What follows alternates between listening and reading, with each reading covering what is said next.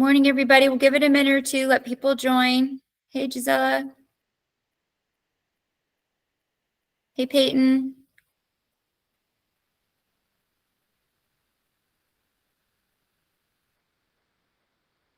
Hey, Alexa. Dusty, how's it going?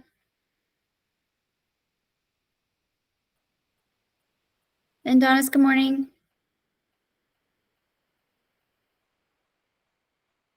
Danica, good morning. Hey, Sarah.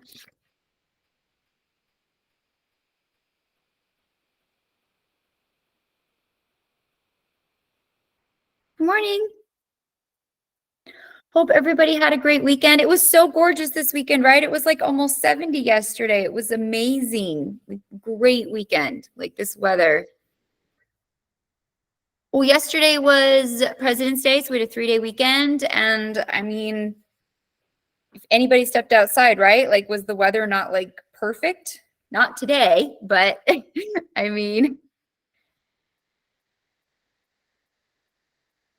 I thought it was beautiful out. I thought it was like, no, not today. No, today it's not. But Sunday and Monday, oh my gosh, like, you like the rain, then this is beautiful to you. Again, I guess that's where beauty is in the eyes of the beholder, right? That's why my mom said that no mom ever thought her baby wasn't cute, right? That's funny. It's meant to be a joke. No shame on babies. Good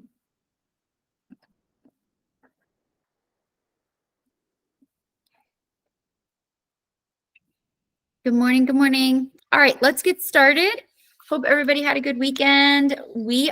So good news. This is kind of our last like full week of assignments. We're doing course arc notebook quiz. Next week, we have an Everfi that we're going to do. So you guys will work on that in class. And then we're starting a project together, but it's going to go into fourth quarter. So we're going to work on it that last week and a half. But there won't be any new assignments for third quarter. Okay, so our last like third quarter assignment is this week and then next Tuesday. And then after that, the last week of the quarter, or week and a half-ish or so, we're going to work on a project together and give you time, but it'll be the very first grade that goes in for fourth quarter, just so that gives people the time to get work in and ample time as we start to kind of narrow, kind of wind things down for the quarter, okay? Also, later today, I'm going to be posting an announcement, and I'll go over at beginning of class when we meet on next time of the list of what's open, because this is when I start to get those emails, right? What can I do to bring my grade up? It's like, turn in your work. Here's the list. So I'll have that announcement with what's open for the rest of the quarter, so that if you need to bring up your grade, then you'll have that list to go to, which, by the way, that list is always posted on the lesson recording page. So it is always provided, but I'm literally going to label it what to turn in at the end of the quarter, what's open to you to bring your grade up. Okay. That I've extended or that's open. All right. So I'll get that done today and we'll go over that our next meeting. Okay, so for this week, we are going over Module 9, Lesson 5. We're doing fiscal and monetary policy, all right? And so kind of looking at like what is the difference between fiscal policy and monetary policy. So both have to do with the economy, both have to do with money, okay? How we make a living and how the government interacts with that, all right? But they're both kind of different sectors of that. So we're going to talk about that. We'll start our course arc in our notebook today. And then we'll finish that up when we meet next. Good thing this notebook isn't super long. I think it's 9 questions, so it's a very reasonable notebook. Not like some of the other ones we've had lately, which were like 14 questions, right? Which was like way too long. All right. So we'll jump in. So the standards, we are looking at evaluating government policy and how it works with the economy. We're looking at indicators of a healthy economy or an economy that is struggling. And how the government tries to influence that. Okay, so how the government influences standard of living, minimum wage, inflation. That's a big term we've used all year, and a lot of people we're experiencing very high inflation the last few years. So those all have to do with fiscal and monetary policy. So again, couple reminders. If you're showing a 0 in the grade book, that means you need to submit it because it's missing, or you need to resubmit it because whatever you submitted didn't work. All right, it's a 0, you didn't get credit. So make sure that you're getting those things in before they close, because remember, once something closes, it is done. Okay, I already doubled the time. So when the NVLA window is 1 week, so when you get the 2 weeks, that already is meeting that accommodation of double the time. All right. ASVAB testing is coming up in March. Again, if you are like, oh my goodness, I'm graduating and I have no direction of what I want to do, take the ASVAB. It doesn't mean you have to go in the military. It's just a way to give you some ideas. What are you going to do? You know, what can you work toward? Having a plan is much better than I'm just going to go out and wing it. Have some plan. The plan can change, but you're always going to be more productive in life when you have a plan. Okay. Some direction and more motivation too. Make sure you're getting those cap and gowns. All right. Because graduation is going to be here soon. Prom tickets are going to go on sale in March. Still haven't heard what the theme is. So once I hear, you'll hear, or if you hear, let me know. All right. 'Cause sometimes you guys hear before I do. And again, if you have questions, send me those emails or Canvas messages and I'll get back to you. All right. So part of looking at fiscal and monetary policy is debt. And believe it or not, debt is not just an individual problem. It is a national problem. All right. Our nation has a lot of debt. In fact, we're one of the most in-debt nations. So let's get some guesses in the chat. Any guesses in the chat? How in debt is the United States? What is the federal national debt? You throw a number out there. Do you think it's in the millions, the billions, the trillions? Okay. Isn't it? Oh, can I say or no? Isn't it like 32 trillion or something like that? Okay, keep that right there. Yeah, folks, most of you, Kyle at least got in the trillions, but yeah, it's insane, Dre. I believe you're very close. Yeah, we are the poster children for debt. Yes, trillions. Like, yes, I know. Wait, so this is what I'm trying to say. When the government, we're going to look at the exact number here in a second. When the government when we talk about balancing the budget, let me put some oil. Yeah, it's insane. And both sides are guilty. We haven't seen a budget. So the annual budget balanced, meaning it's the money they're bringing in is what they're spending. Since the mid-90s, when Clinton was president and Newt Gingrich was Speaker of the House. We had a Democrat-Republican compromise. Oh no, they never do. They never do. So both parties are guilty of this, Republicans and Democrats. So we're gonna throw shade at all of them. Okay, we're gonna be an equal opportunity shade thrower. Did someone say oil? Seriously, our debt is insane. So when you hear people say that they're concerned, or when they talked about we're going to give free this, free that, here's the reality. If we're going to do that, then we have to tax people more. We don't have money. We are so in debt. So this is where it's a reality check. Okay. When I hear you say, well, I want this and I want that, I'm like, who's going to pay for that? Our government already can't pay for the things that they promise. And here's evidence of it. All right. Nothing in life is free. Here's our debt. Those numbers are going to pop up here in just a second. There you go. Dre, you were so close. This is like counting. So if it's been a bit since you checked it, yeah. $34 trillion. $34 trillion is our current debt. So it's right here. And you can see this is live. Okay. That is live. So what would that come to per citizen? You see this right here, debt per citizen. Each one of you is $101,000 in debt if we were going to pay off. We're bringing Jesus. Jesus didn't get us into this. We got us into this. So, all right. So, right. Okay. 100 something. We need something, right? We need something. So $101,000 per person. Now, not everyone's a taxpayer, right? Like you're not a taxpayer yet. Think kids or think elderly often don't pay taxes. So then look at the one next to it. Exactly, Dre. You were literally getting to my next point. The baby that was born right now, because there's a baby born every couple minutes in the United States, is born $101,000 in debt. Now, if you break that down just to the portion of the population that actually pays taxes, so people in the, let's say 20s to 60s, who are actively working, because older people don't really pay or pay very little. And let's be honest, kids don't, right? You guys don't pay taxes till you start getting a job. So you'll soon join the other side. Okay. So if they just broke it up to people who actually pay taxes, that's $265,000 in debt individually if we were going to pay it off. Yeah. Okay. So this is why. So, and you want another great example of a state that's in debt. California is $30 billion deficit just in 1 year, billion in one state. So California has some of the highest taxes in the country, yet they have the highest deficit of any state. Deficit meaning in debt. They spend so much. Well, this is a good reality check, okay? Now, this isn't, again, meant to, both parties are guilty, so this is not shade at any, but this is, again, when you hear politicians promise, we're going to pay for this, we're going to pay for that. When people say, I want my student loans paid for, I want free college, I want free healthcare, nothing is free. Who's going to pay for it? And what they do a lot of times when they make promises or they do things, and I'm not saying some of these things aren't good ideas, but here's where the rubber has to meet the road, right? How are we paying for this? Okay, that means taxes need to increase and or they just throw it on our debt. And the problem is a lot of times they've just been throwing it on our debt. And that means that like, okay, maybe it doesn't affect me, but it's going to affect my kids. It'll affect your kids. Your kids are going to be even more in debt. Exactly. You're going to slam them with so much debt. They're not going to be, what changes are they going to be able to make? Because the country's going to be so far in debt. And eventually what goes up must come down. This can't go on forever. So it's bad. Yeah, our national debt is not good. A good chunk of this is to China. So our biggest debtor, that's another concern.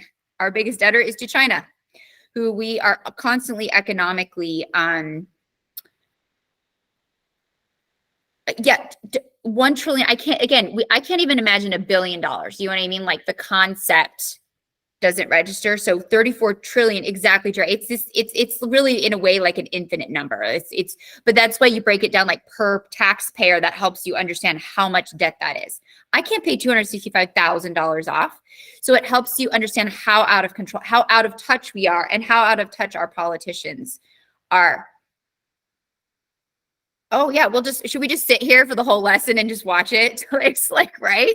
It's depressing. Okay. So this is again where it's not about attacking one part or the other, but it's helping you understand as you become an adult, nothing is free. And so when people say they want something from the government, someone has to pay for that, our debt or us taxpayers. So again, and we went over this last lesson, right? Some countries have higher taxes. So the question becomes, how much of your paycheck do you want to give? Yes, you'll benefit from some of the programs that the government puts out, but you don't benefit from everything the government puts out, right? Depends on your circumstances and what you're doing. It's going up constantly, okay? So I just think it's a good reality check of then helping understand, okay, so what are we focusing on, all right? So we are focusing on, the learning intention we're focusing on is to understand and analyze the impact of expansions and contracts and fiscal policy of our economy. So basically how the government impacts the economy. All right. You guys feel that one this morning, right? Tell me that gift doesn't get there. All right. I did see this reel and I thought it was funny. All right. So I'm going to show it real quick. It's really draining. It's emotionally, physically, and spiritually exhausting. On top of that, it's really draining. It's emotionally, physically, and spiritually exhausting. On top of that, it's really draining. All right. Y'all know it's true. And I'm like, you need to write 2 sentences. What? Oh my gosh. It's going to be the end of me. All right. So the 2 major things we're focusing on, fiscal policy, the use of government spending and taxation to influence the economy. Okay. So when the government gave out those stimulus checks during COVID that everybody loved, those went to our debt. Those we have not paid for. So everybody was like, free money. I'm like, it's not free. Now, I'm not saying that people didn't need it and it wasn't helpful, but I'm just saying it adds to the debt. Every time they do something like that, it adds to the debt. Anytime there's a bailout program, anytime they expand and they don't raise taxes, it adds to the debt. When we go to war, when we help other countries, so we're helping with the Ukraine-Russian war, we're helping with the Israeli-Palestine war. Whether or not you agree with it, every time we get involved in something, it gets put on our debt. So money, they're spending money like it's water, okay? Monetary policy is a set of actions to control a nation's overall money supply and achieve economic growth, all right? deep in the motivation to press join. Yes, right. Kyle, you're funny. All right. So let's go ahead and get your Canvas and notebook open. All right, so let's go to 9.5.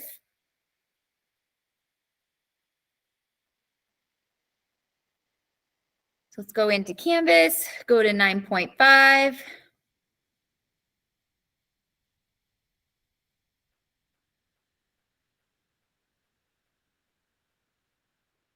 Okay, let's get the notebook open. So you're going to launch that, and then please get your coursework open. Okay, so the notebook, you click this, open it up.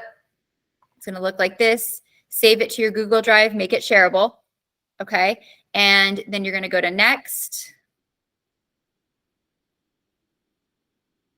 And you're going to launch that coursework right there. Okay, so while you do those two things, I'm going to show you a quick video on the difference between fiscal and monetary policy. Okay, so get those two open, and we're going to watch this crash course on fiscal and monetary policy. Welcome to Crash Course Economics. I'm Jacob Clifford. I'm Adrienne Hill, and today we're talking about monetary policy. So each year, Time Magazine comes out with a list of the world's 100 most influential people. It includes heads of state, religious leaders, entrepreneurs, artists and activists, singers and actors, the most famous and infamous. There's one person on that list, someone who is arguably the most influential person on earth that most people don't know.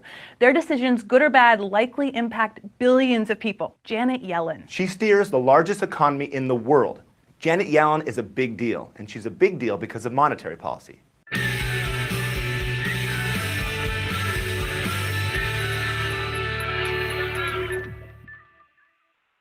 The Federal Reserve is the central bank of the United States, and it's commonly called the Fed. Europe has the European Central Bank, or ECB, and other countries have institutions that play similar roles. Most central banks have two important jobs. First, they regulate and oversee the nation's commercial banks by making sure the banks have enough money in their reserve to avoid bank runs.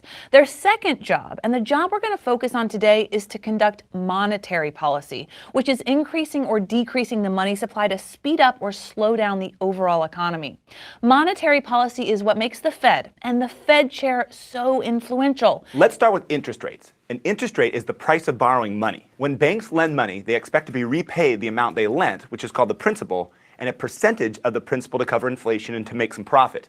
That percentage is called the interest rate. The number of car loans, student loans, home loans, and business loans that get made depends on interest rates. When interest rates are low, borrowers will find it easier to pay back loans, so they'll borrow more money and spend more.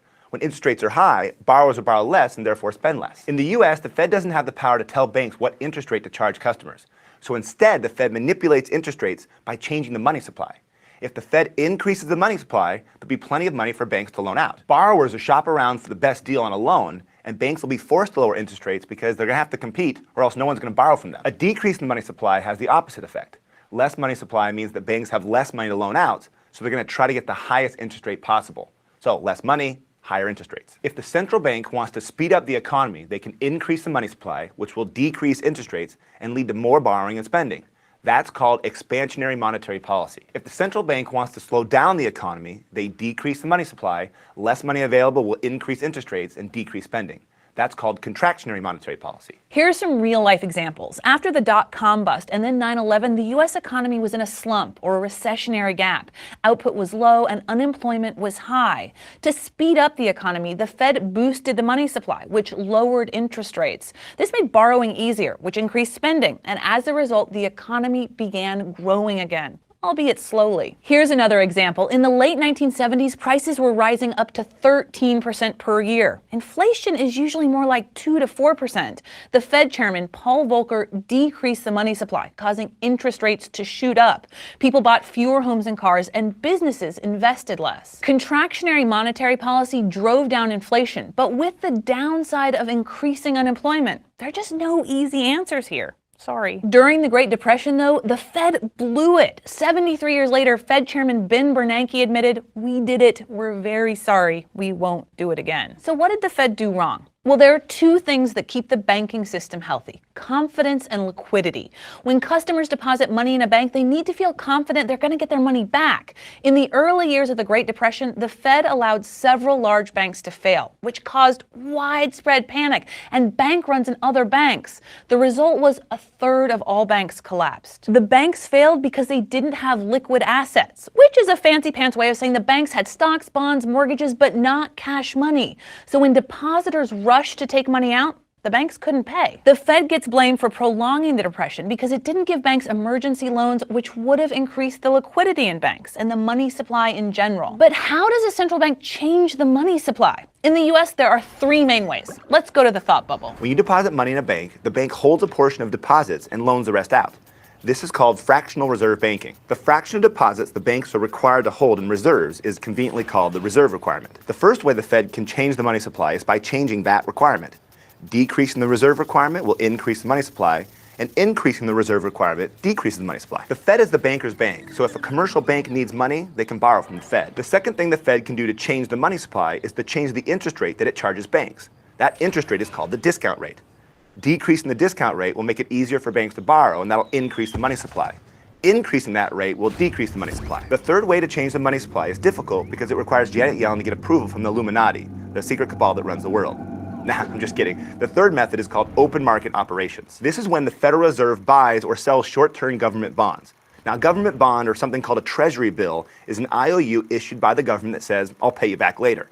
Banks hold those bonds because they earn interest and are generally less risky than stocks. If the Fed buys these previously issued government bonds from a bank, it increases that bank's liquidity and increases the money supply. If the Fed issues more bonds, the banks will have less liquidity and less money to loan out, and that'll decrease the money supply. And in the US, deciding how many bonds to buy and sell is done by the Federal Open Market Committee. Thanks, Thought Bubble. With these options at its disposal, the Fed can increase or decrease the money supply pretty darn quick. The option they use most often is open market operations. During the 2008 financial crisis, when the economy was in severe recession, the Fed went straight to work buying massive amounts of bonds, boosting the money supply and dropping interest rates to practically zero. But it wasn't enough. The economy was still in bad shape, so the Fed did something very uncommon in the history of central banks. It increased its monetary stimulus through something called quantitative easing. We call it QE at work because QE rolls off the tongue more easily than quantitative easing. Plus, who knows how to spell quantitative? Basically, it's when central banks buy up longer-term assets from banks. So not only was the Fed buying regular treasury bills, it was also buying things like home loans, aka mortgage-backed securities. They did all this with made-up money. This QE has raised worries about massive inflation. When you add a lot of made-up money to the economy, prices can rise. Milton Friedman observed, inflation is always and everywhere, a monetary phenomenon. So if the Fed has been increasing the money supply steadily since 2008, why has the actual inflation rate stayed so low? Of course, as always, the answer is complicated. Many economists say it's because banks haven't loaned out the money. Remember, banks have to hold about 10% of their deposits in reserve. The other 90% is called excess reserves. Pretty straightforward, which is basically the amount that banks are free to loan out. Under normal conditions, banks would prefer not to hold a lot of excess reserves because holding money doesn't make money. But since 2008, excess reserves skyrocketed. This means that banks held the money and it never really got into the system. Why? Some say it's the stricter lending regulations, but also borrowing a bunch of money for a house seemed a lot scarier. Others suggest that low inflation in the US is the result of uncertainty in Europe, and that's caused foreigners to hold dollars. Some argue that it's because the economy is still sputtering. One thing's for sure, as the economy continues to pick up speed, we'll see the Fed clamping down on the money supply to increase interest rates. After all, it's the Fed's job to take away the punch bowl just as the party's getting started. So now we've talked about the two main ways economists speed up or slow down the economy. Fiscal policy, which is changing government spending or taxes, and now monetary policy, which is changing the money supply. In an ideal world, the economy would always be perfect and we wouldn't need these tools. But the world isn't perfect, so sometimes intervention is necessary. So which one is better? Well, like any clear, unambiguous question in economics, the answer is, it depends. It depends on the severity of the slump. Many economists argue that for your garden variety fluctuations, monetary policy is more effective. It's usually enacted quickly by experts whose only job is to focus on the state of the economy. But in a very severe downturn, fiscal policy might become much more effective. In 2008, the United States did both. It also depends on whether your country's central bank is tangled up in politics. The US and many other developed nations have worked hard to isolate their central banks from politicians who might be short-sighted. The result is that monetary policy generally works and doesn't have a lot of side effects. So the next time you see Janet Yellen in a magazine listed as one of the most influential people, you can shout, "Hey, I know who that is and I know what she does." The people in your dentist's office might freak out, but maybe not. Maybe they watch Crash Course Economics. Thanks for watching. We'll see you next week. Thanks for watching Crash Course Economics. It was made with the help of all of these.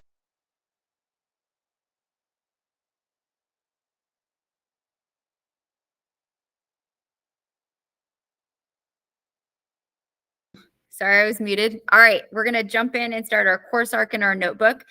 They do just a good overview, and basically we're going to take what they were talking about. We're going to talk about interest rates, talk about banks and loans and how those impact the economy. And we'll work on that, intro that today, and then we'll work on it more when we meet later this week. All right, give me a thumbs up if you have your course arc and your notebook open. You're ready to go. Course arc notebook open, ready to go. Anyone not sure where to find it, need me to go over it? I showed you real quick at the beginning because this is what we do every week. But if you need me to show again, I'm happy to do it. All right. Awesome. So goal is I'd like to at least get through 1 and 2. And like I said, there's not as many questions the other week, so we should be able to get through the others just fine when we meet next. Okay. So I'm going to go over into Canvas and I'm going to launch that course arc. I don't have the tab open, so let me try that again. Reload the page. Yeah, so if it ever expires your link, you just go off the page and reload it. Is it raining at anybody else's house? It's coming down at my house. All right. So it gives us the outline of the pages. So we're going to go to the introduction page and we're going to look for that essential question that we're going to be answering. Okay. Is what is the proper role of government in the economy? How much should the government, or in what way should the government be involved in our economy? All right. And we're going to go over to our essential question, copy and paste it there. Here, I'll put it in the chat for you. And that's number 1.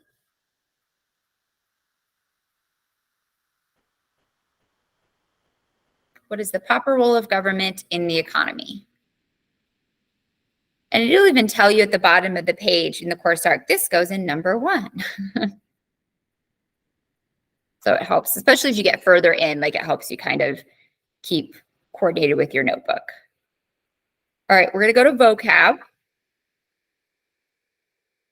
And let's do our key vocab. So we have more matching this week. All right. But this week is nice. We have 5 terms and 5 matching. So it actually correlates. The last couple weeks, right? We've had like 10 terms.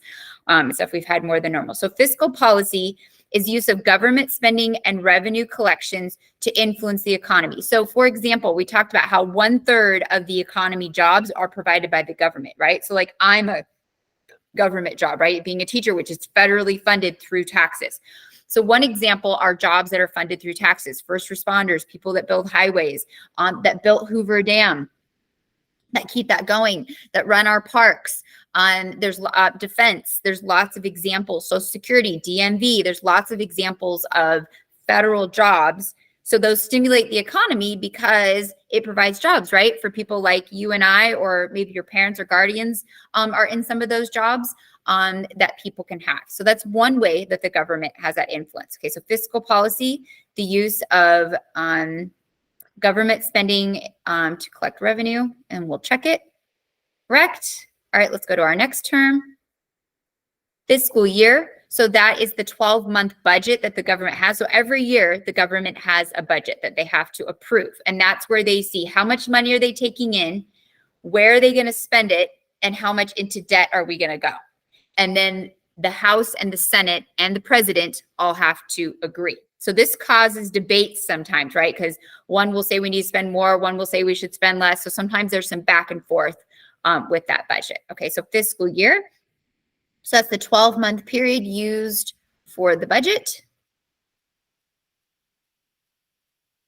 All right, then we have federal budget. So this is the government's budget. So when we say federal budget, so this is put out by the president, the House and the Senate, the legislative branch. So the executive branch, the president, with their cabinet members, okay, working with all the different departments that the president works with, they make the budget and then they send it to the legislative branch, the House and the Senate. So this goes back to our first semester government intel where we talked about how you make a budget. So the president is responsible for making the budget, but it's the House and the Senate that approve the budget, okay, that authorize that spending every year. So fiscal budget, let's see, a written document estimating government spending. So this should be it. There we go. Expansionary policy. So fiscal policy used to encourage economic growth, often through spending or tax cuts. So one example of expansionary policy was during the pandemic, right? So handing out stimulus checks was a way to try to encourage people to go spend, to be able to pay their bills, to keep things going. Was that money the government had? No. So they went into debt for the goal of help stimulating and keeping us from going into a recession. We saw this back in like 2008, 2009. There were programs put out or work programs put out to try to help to stimulate because we went into a recession, to try to bring us out of those economic slumps. So sometimes what will happen is the government will spend a little bit more money to try to stimulate when we're in a slump or we're having a hard time. So policy used to reduce, okay, policy used to encourage. So expansionary goes with encouraging growth. And then last is contradictionary policy. So policy used to reduce economic growth, often through decreased spending or higher taxes, okay? So for example, we've seen this in the last couple years, the last year or two, with higher interest rates on loans, both car loans, personal loans, home loans, and we've seen it through inflation, okay, which has slowed spending.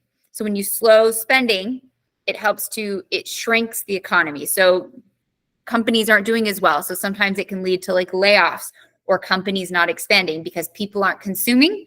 So it slows everything down a little bit.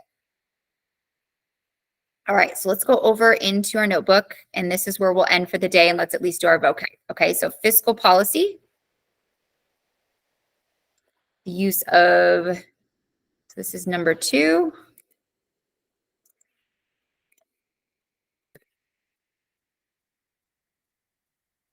And then expansionary policy, trying to stimulate when the government tries to stimulate or cause economic growth. So we saw that like 08, 09 when we were in a recession. We saw this with the pandemic, the government stepping in to try to stimulate to keep or reduce our recession or that downturn. Federal budget. So this is the budget that's put out by the president and then approved by the Senate and the House, so the executive and the legislative branch. So we talked about when they're spending, the president can't just do whatever they want. Some things, but they have to have approval to actually write the checks to approve that debt. So everybody's aware. So when politicians try to say, oh, everybody knew what national debt every year, what they're adding to it, how much they're overspending. They're very aware of how much they're overspending. Contradictionary policy. So this is policy that we try to slow down. So when things get a little out of hand. So we saw that from the pandemic and lower interest rates and the stimulus checks and stuff, things kind of took off a little too much. And we saw housing prices go insane and just, accelerate. Vehicle prices were insane and stuff. So the auto side to that, or the corrective side to that of expansionary, is contradictionary, which is so they hiked up interest rates to slow the real estate market down. And it did. So we saw this summer of 2022, right? We saw them raise interest rates to try to slow down the prices because it was just up and up and up and up. And we've seen this with inflation as well. And then fiscal year is the 12-month budgeting year that we have. So every year the president puts out a budget with the tax money. Here's where it's going to go. Here's proposals. Here's where we're going to increase. Here's where we're going to cut. Here's what we're going to add. Here's what we're going to take away. All that stuff. And every year, and then it's approved.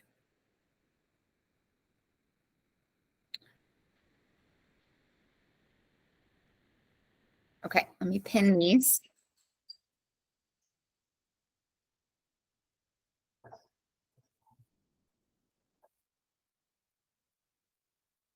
Go ahead and give me a thumbs up once you have this, and then make sure also that you did the matching and you submitted it so you got those points.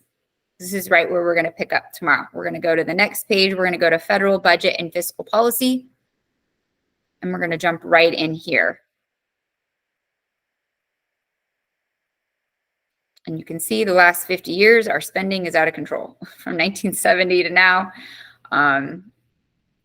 We have definitely changed our lifestyle. I know.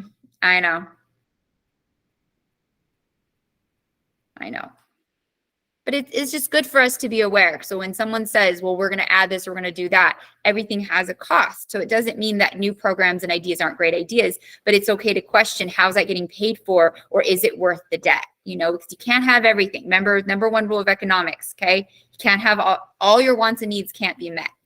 So then you have to divide that. That's the general concept, right? A bit and stuff. So then the question becomes, how much am I responsible for meeting my wants and needs, and how much is the government responsible for meeting my wants and needs? Do you see what I mean? And what does that balance look like? So countries that believe that individuals should be more responsible, lower taxes. Countries that believe that the government should be more responsible for that, higher taxes. And then there's everything in between. So we're kind of an in between. Government provides some things, but we also take a lot of individual responsibility.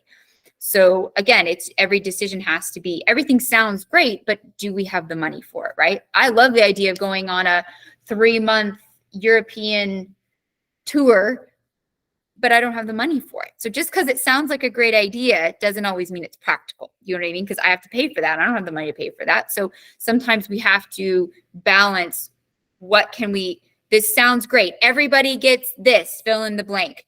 But then you also have to look at the other side. Can we afford that? Is it practical? Is that fair to tax people? So that's the question you have to ask. And sometimes yes, sometimes no, sometimes somewhere in between,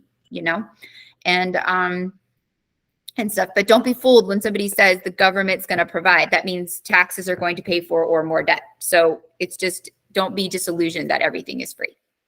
All right, so we're going to end there for today. All right, tomorrow or when we meet next, which I guess since it's period 2, we'll meet on a Thursday. We'll do the rest of the notebook and talk more about fiscal monetary policy. I'll have your review sheet. All right, and this is kind of our last week, like I said, of really hitting it hard. And then next week we'll have an EverFi, and then we're going to kind of slow down. We're going to work on a project, but it's for 4th quarter, and so it'll kind of give us a chance, if you need to get some assignments in, that you'll have that chance. All right, thank you so much. Have a wonderful day, everybody. Thank you so much. Have a great day. Thank you. Have a great day. Bye. Thank you, everybody.